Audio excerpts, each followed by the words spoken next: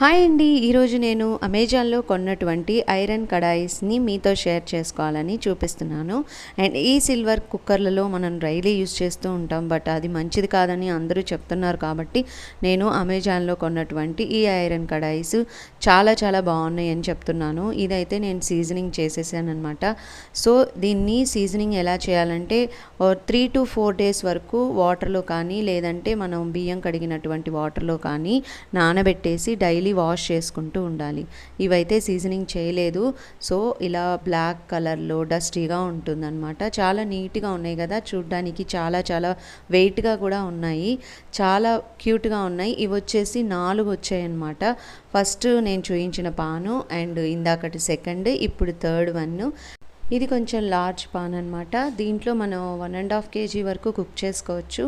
So ఇవైతే నాకు చాలా బాగా నచ్చాయి. ఈ లింక్ని డిస్క్రిప్షన్లో ప్రొవైడ్